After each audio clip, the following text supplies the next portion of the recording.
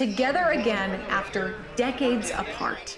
It's wonderful. I mean, there are some folks here that I have not seen since I retired, and I mean, it's just amazing to be able to visit with them and to see them still doing well. In April, retired employees from the K-25 site reunited for the first time. It feels wonderful to see faces that you haven't seen in years. What started as a plan to host a small picnic quickly turned into much more. They were like, hey sis, why don't you get that together? I was like, okay.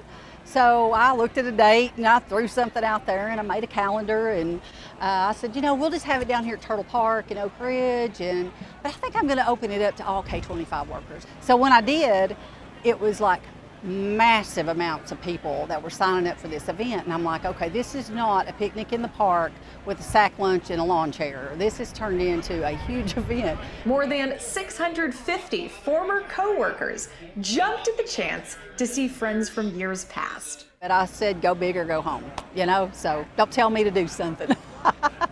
All arrived thankful for an opportunity to reconnect and share memories that go back generations. I started in 1987. I started in 1963. I started as a co-op student in 1971. The spring of 1964. May the 8th, 44. Many are familiar with the origin of the K-25 site. It played an essential role in the top-secret Manhattan Project to help end World War II. When I dropped that bomb, when you got back to work, the security part of it didn't change a bit. Some of the guys thought we'd be going home. But they didn't. They had a lot of smart people here. They wasn't no doubt about it. However, not as many people know how those top minds at the K-25 site supported the United States in other big ways over the next 40 years. Yes, diffusion was the main focus, but it wasn't the only thing. There was a lot of isotope separation theory that was developed here.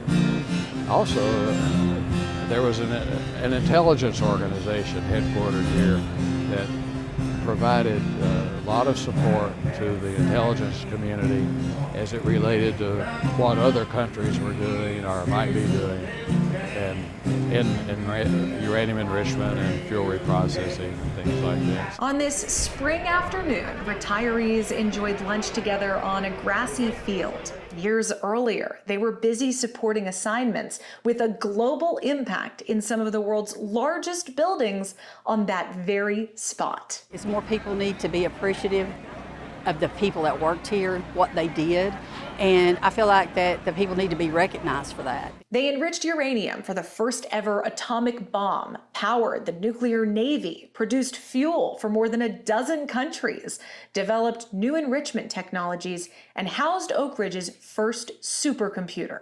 I was blown away by the different skills that the people here had. The greatest of them all, though, had nothing to do with the projects. They were hard workers, but they cared. They cared about people, and I loved working with all these guys. And like I said, they were like family. Conversations at the site may be different than in years past. Rather than necessarily the technical stuff, it's sort of like, well, when did you get your hip replaced? But the joy of time together remains.